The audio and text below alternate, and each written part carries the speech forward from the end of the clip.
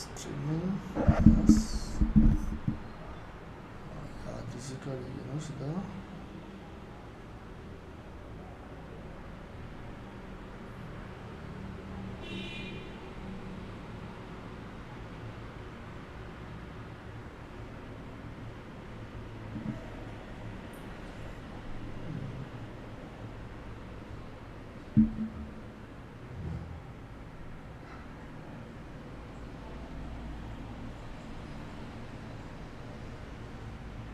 yeah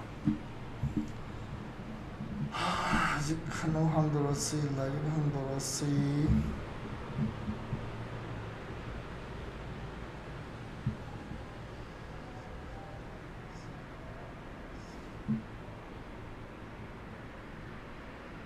okay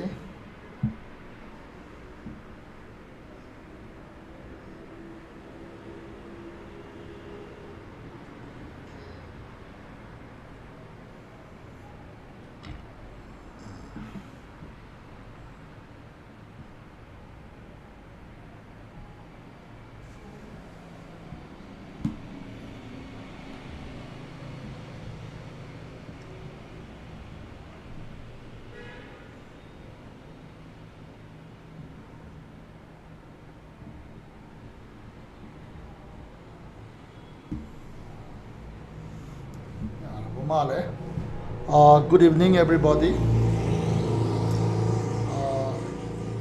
ngasidi khanganna tawsi class se akhoi ngasi tawtisi unit 1 gi part 3 ne ko part 1 part 2 han tawkhre hojik sigi like Merriam Webster's vocabulary builder gi unit 1 part 3 se tawrasi okay masi Marywood cornok na ibani akhoi haigre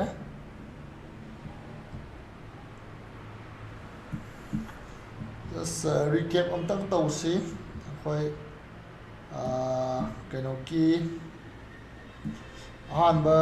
kano to root to kari no khona tambado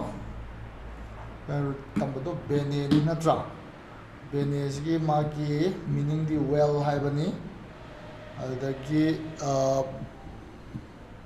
magi words kai tamkhre benediction tamkhre benediction haibasi kaino prayer natraga blessing haibani next word benefactor koigi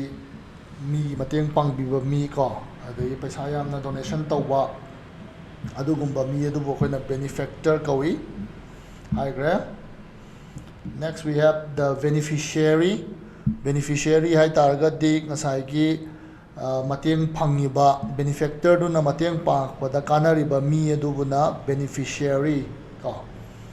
beneficiary lere then we have benevolence hai targadi thaujal haiba action ko koi generosity natraga kindness si lere kitam grengan part 1 da then next root the am si kaidoba akoina to love ko mushiba habisi mai leine na haigre magi words ke kelere amicable edi friendly oba natra koi nijangi then next enamored hai targadi enchanted ko koi ngaujaba koi ngauhanba hai tare adugumba enamored oba hai then next amorous su koina koi feeling strong feelings ko leiba adukandu da koi amorous hai ko asisu ngaujaba makhalamani pamjaba hai tare then paramor congress secret lover dunena si part 1 da loi tawgrabani ngasi apet recap tawai wani vocabulary gi magi ningjang bagi kano hai tare akhoi gi way si kamai tawge ha matam da yam toina sinau ha ne wahi si aduna nasai gi akhoi na hanjan recap tawse masi kanai hai tare especially anobo words thengna basing ji nongma khadam paraga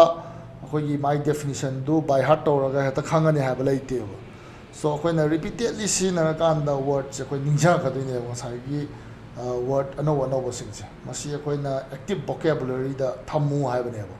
akhoi masi kauroi hai targadi ado akhoi di kaidore paikha gi ne na word mayam ama magap tawrani then paikha numitana loi kaurani natra adu tawdanaba yam toina tamtapna pabiyu haibaneba so aduna akhoi masi rewind tawraga recap tawraga pa matam da masi yam kanai hai tar masi gi word singse ko so like parameter secret lover like re si akhoi tawre han quiz 101 tawre the analogy su complete tawre china part 2 da tawdo aran tawdo bell si kai hai ba bell si gi magi meaning si khagi war hai bani natra aduna bell ga related oi tar ga di war si ga dum khadi dum related oi re ko. So first word of bell is antebellum. Antebellum say before the war. Land di mawang dala yam antebellum hai. Then second word bellicose. Bellicose nga hai aggressive oiba, quarrelsome oiba, mi khananing ba adugumba country do bellicose na hai. Then next belligerence. Belligerence to aggressive oiba duni. Aggressive nature duni belligerence size ka sisu laire. Then we have rebellion. Rebellion ay tagadi open defiance ka khatnaba chainaba adagi kananong against the authority against the challenge tawba fight tawba dubuni rebellion haise. Next root the PAC ka which means kai peace natraga agree habeneva. The Pacific Ocean ka hai je peaceful ocean hai ne hai je ka adu laire my words ta kai laire pacify di themba asaw bu themda ba tapthan ba adu buni pacify asaw bu natra je ko mi ma yam war kan da so khoina ma ya wa bu console to bi bu su pacify na hadam hai. Next word the pacifist. Pacifist land palm the music pacifist kawi ka koi shanti da thajaba se pacifist kawi. Mother Teresa si so well known pacifist ni. Mother Teresa na kai harame ma hai ba to kai ba karigumba anti war rally ma chat ka da wo itagadi ai invite to birakano aduga pro peace ki rally ma chat to itagadi ai hanat mamang thangaga lakke haise. So anti war haida ga dinga sai war do against another war among to do new natra aduna ma palm de have ne mi amata ma challenge tawning de have ne adu pro peace ga di mana hana khumang thaga lakke have ne. So this is an example of a true pacifist ka aduni. So next talk elere pack edi yanaba a solemn agreement ngarang hai gre karigumba magi yanaba to kai pack kawi na ka. Then pasi je koi khangre akoi gi page to natte sida lai ba kano si word si pasi ha ni pasi ai ta ga di mina ngangna ri ba adugi against lai ba do adu ni pasi ha is ka aduni yare contrary to the opinion of si akoi ngarang discuss ta ore. Right quiz to ore to ro so koi just kano ina reminder oina ha ta ra ko ninjang boy na tang to thok si ko no se ngarang di to ore kana kana ninjang ba yaw ge dom diang biro antebellum kai no before the war natra. Then pasi di contrary to the opinion of like rebellion one kai rebellion ai di opposition to authority natra. They pacify ai target di to tap turn baduni that is kada is a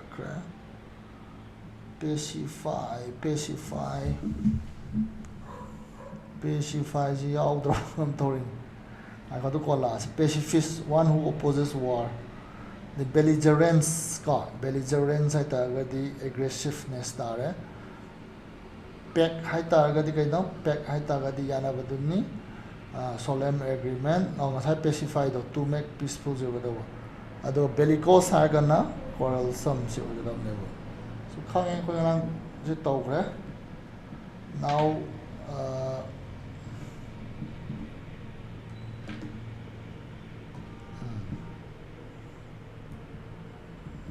fill in the blanks khoi ngang tawkhre si ka.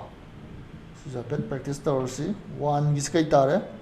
The native rebellion do ni natra rebellion ni the grand antebellum mentioned do ni the Senate Republicans always by the were in an aggressive mood to kai tare bellicose mood ni natra the pasi some of the younger scholars ka ni the ceasefire pact ka the kana do kai tare their relations during the divorce proceedings have been mostly friendly, so his belligerence in the judge's chamber surprised her. Now, the world watched him as a gentle pacifist. Then her soft lullabies could always pacify the unhappy infant. So recap ni si ding arangi ko. Arang tawag do recap ni some revise taw ni. Ado hojik kano da laasi ngasi kano da anauba root da laasi. The first root of the day ka first root of the day is crim haiba. So parke crim comes from the Latin words for fault or crime or accusation. It's obvious where the root shows up most commonly in English. A crime is an act forbidden by the government, which the government itself will punish you for, and for which you may be branded a criminal. A crime is usually more serious than a tort, a civil wrong for which the wrong person must himself sue if he wants to get repaid in some way. So crime haiba Latin word si kari haiba no haiba matam da masi fault asoiba natraga crime natraga accusation maran sibudu neba khoina crime hairise haiba Latin word ase aduna it's obvious magi mai kai dei lakpa no haiba si kadai da English word ta sinage habdu na khoi khange masi criminal ade crime haiba wahi singdu da sine government na yada ba thaba ma tawdu bo khoina crime kawi amadi government na madu punishment pi aduga nangbuna ka crime tawragana crime tawba mi dubuna kai kawi criminal kawi haiba nebo. So a crime is more serious than a tort. Crime ga tort ka kai khena ge na hangba yai koi tort haisina akoi gi yamna chawba kano de na taba crime mak thina taba hai tare asoi badi oiba adubu yamna chawba mi haluba adugumba na taba hai tare crime na taba tort akoi gari thawbada mingona thengjin bagum se tort ne sumba se akoi gi adagi kano tawba gumba akoi gi lam kano tawbada mi lam khopsan bagumba sumba se tort ne hai tare amaduna justice phange amaduna masagi asoibadu gi kano do magi repay toge hai tare ga ma court na traga kano da chapata bane ba akoi gi civil kano da hai tare akoi gi civil court gumba dum da chakada bane criminal court chape da ta te ba tort is a minor crime maktina taba hai tare minor offense amane hai tare ado crime sina ka serious oi ba degree ne hai tare ko yare so crime hai ba word se khoi na sina semba four words to kana kana no have khoi yeng asi so mainly related with crime or accusation or fault ko crime hai du se asi Latin word ne yeng asi hanbo word se kana no have do yes the first word is criminology ko criminology criminology meaning ke have no the study of crime criminals law enforcement and punishment have no crime gi maram the study tawba adagi criminals ki maram da adagi law ji kamaina hoina enforce tawi kamaina masi society da tawhali gaina haiba the punishment people gi mawong sibu study tawdubu criminology kawi have no this is the first word related with crime root crime hai tare ko so example sentence da his growing interest in criminology led him to become a probation officer haibis kana no haiba tam da koi ki crime ma thuwa matung da investigation tawba adugumba officer du adu ko inquiry ga tawba adagi ngasai gi interrogation ga tawba officer du bu koina probation officer kawi So mana ngasai criminology da thawai yam yaujabani growing interest leibani na ma do last di probation officer ama ohen khre habane. Then my description khre yaure pasi. Criminology includes the study of all aspects of crime and law enforcement. So that's a list, criminal psychology, the social setting of crime, prohibition and prevention, investigation and detection, capture and punishment. Thus, many of the people involved, legislators, social workers, probation officers, judges, etc., could possibly be considered criminologists, though the word usually refers only to scholars and researchers. So mana hare criminology se loin challe hare sagi crime do kadai dagi lakpano, criminal do psychology kaino, ade crime do kadai wai da thokibno si me am je loi chingebo adagi maram asina asagi akhoi involve oiriba mi sing law semiba legislator adagi social worker si missing si loina mak criminologist ni haina khoina khangnagadabani adubu tasembdadi word che kana khatang oina khangnage ham tamda scholar gumba researcher gumba moido oina concentrate tawi hamne amarom da dinga saigi probation officer adagi social worker moju thibo khumba da yawribni moju criminologist kawbadi yabani sine writer ngani adubu reality da di oide sine sai scholar gumba researchers gumba moi khatang da sine. So this is the first word of crim, that is criminology has it. Right, next word. Decriminalize. Decriminalize, to remove or reduce the criminal status of. So criminal oiba adugi status to lokthokpadu decriminalize ka. So example sentence da an angry debate over decriminalizing doctor-assisted suicide rages all day in the state house. So doctor na assist tawga suicide tawse masi chummi natraga lali haibe matang da yam chawba khanaraga debate tawna khre haibe kadai waida state house is koi assembly gumbani aduda whether sai doctor to punish tawgadabani criminal ne haigadabani ade amana mu as criminal na te dudi patient do na pamaga tohonbani khotpani doctor do di mateng pangbibu khatani haiba adugi yetnabado adu decriminalizing doctor assisted suicide doctor na help tawga suicide tawse masi criminalize tawdra na decriminalize tawdra haiba matangda yetna khre haiba ne angry debate ko thong dolon jan ge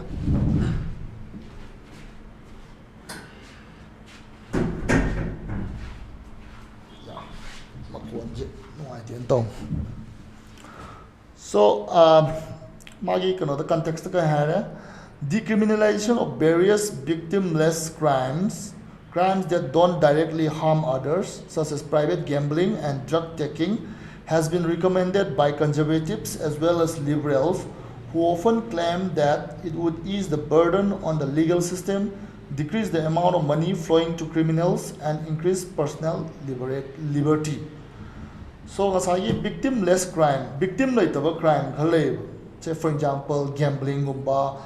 drug taking, masada di mangzaba, mingo di soktaba, itare. High potency, masi karamana, masi crime ni high, masama tonda manganzaba ni mingo so ubunati ko. Al karamna masi masama tonda manganzaba, my family do wali koli, I don't masi crime ni high yawe. Adama has not decriminalized of Togadi, have the criminal ne high mota. Masagi soizaba ni kaina decriminalize criminal ne na thonjinbe mo tawragadi madu duna kai kana gadage hai matamda akoi burden on the legal system ka kana kana da court case la aroi decrease the amount of money flowing to criminals akoi ki kano jail da thambada criminal me am phajan bada phajan bagi taka ta aroi aduna paisa thada bagi ju chang du ju handarani and increase personal liberty. Me amagi tawningba tawjaba kai dawe khoina thingdino haibdo aduna personal liberty da su hengalangani haibane ma haje sigi decriminalization of the victimless crimes haidar ka decriminalization is not the same as legalization. So decriminalize tawrena madu aina yarabra haibadi natte sinema hais. Decriminalization may still call for a small fine like a traffic ticket and may apply only to use or possession of something, leaving the actual sale of goods and services illegal. So me do the hoyi aina yada pot ama phare, for example drug ama phare khalo adu targati madu akoi na madu direct a crime ni kawroi da bani sineba hai mana adu poto yon yo angang de yon jan ba de mi mon de yon ge na tormagadi madu crime jingbe ya adu mangon da yoro mi hai da na heta criminal ni natraga madu action do crime ni habadi madu lan gani sineba hasko. So decriminalize hari kaya ba? Decriminalize hai targati masai crime gi status to lauthokpa ko criminal status to lauthokpa yam samna ba gambling to mi se koina masi crime ni haiba yade no gambling se ko aduna masagi di mangjar ga su mingon da di mangde na koina masi lowe ba aduna masi direct ta criminal ni haiba yada ba adumaina criminal oiram mi haiba lauthokpa du ko decriminalize to ko say example ama harabda khoi gari thawda soidana mi ama thenge soe ada mi am changalaga asgi nupa do criminal ni ma gari thaw section da bai ni haidu neba adu bu hayang cctv footage to yeng ka da di mana soiba oiram dreng khala jeba adu ta di sai mayam na criminal ni jail da thamada bani mi do solli haibdu akoina madu court ki judge to na yenga madu decriminalize tawduneba ma lan ba natte madi sam samjabani madi thawjarakpani haiduneba adu decriminalize criminal oirambadagi lauthokpado adu buneba decriminalize haise ya I kan bada ya ta khalisi. So next the incriminate haisuna ngasai gi to show evidence of involvement in a crime or fault. Crime ama tawbada yawbare hayaure haibagi madugi evidence leiraga proof tawraga di madubu incriminate taw kawe. For example sentence the muddy tracks leading to and from the cookie jar were enough to incriminate them. Sidi ma kanoni ko yam chawba kanon natte crime natte ma isi koi angang masana ko ye cookie jar isi asapot biscuit kumba thamba jar do adagi mapa ma thamba jaga do dagi moina angang sing huran gi bai tar adu kamaina khangino moina hural le habsi ngasai gi muddy tracks moina laambada laikhom gi tracks lerambado adu duna ngasai angang sing do la le moina huran bani habsi khangi haibane ma isi. So the muddy tracks leading to and fro cookie jar do chat adu gi manata lakna honaba amadi adudagi chatkibada haini to and fro maise ko were enough to incriminate them. It is just kanoni yamna funny oiba kanoni mana hairisi. Makada testimony may incriminate a suspect by placing him at the scene of a crime, and incriminating evidence is the kind that strongly links him to it. So koi sima daga yawbado sai witness amana masu mafam da leibani khotpani kaina palaga di mi do sai crime da yawba chingi da adu bu incriminate to ko weba or magi thang do crime sin da phangabani na thang do gi mapu do kanano ka ha kanda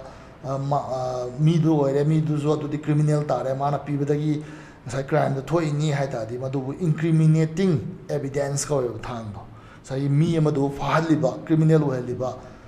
proof to ne incriminating evidence is called. But the word doesn't always refer to an actual crime. Crime thokpa khatana te si word scenery is called.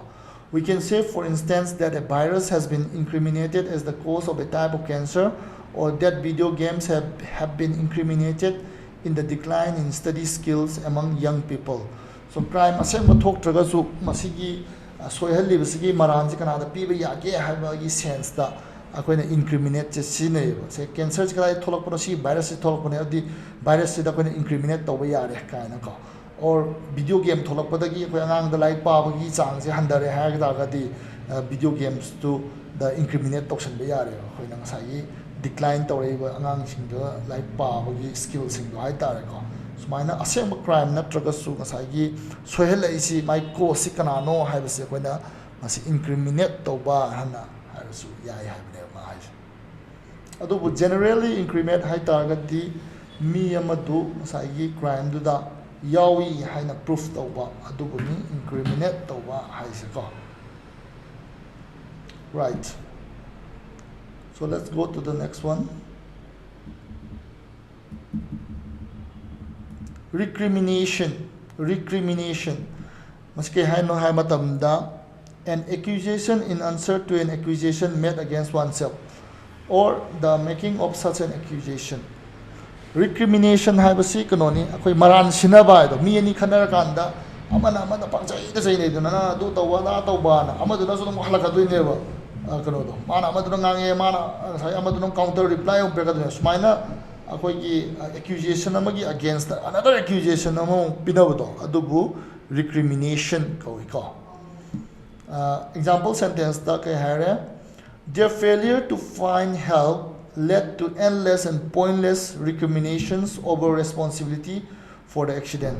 So gari ama accident nama thoe gari ani thengai na kan amana chumi haini amana mana chumi haini ko aduga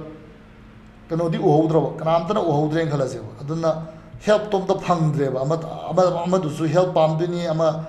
soiba mi du help pamduni help to laina dra di kai dawre amana amabu pangchai da saina ne. So endless and pointless recriminations over responsibility for the accident. And the CCTV footage later magadi recrimination talk hidune kana chumi kana lali have to khang duine ko adu malai taba jaga da di adom tongna duine. So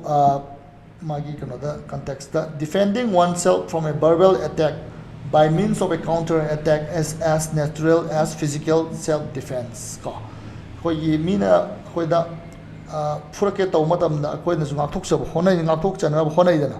adu chamana isin da verbal attack koi chinna che ngak thok na wadum honaga ne natra chinna du ngak thok na honaga ne. So a disaster often brings recriminations among those connected with it and divorce and wife. So divorce tau matam da natraga angang si custody kana da laidino husband da laidira wife da laidira summa matang da always maran sinagane ba husband ga wife ka mawani adum recriminations tawnagani haibane ko. Okay, right. An actual crime isn't generally involved, but it may be when two suspects start exchanging angry recriminations after they have been picked up. It often leads to one of them turning against the other in court.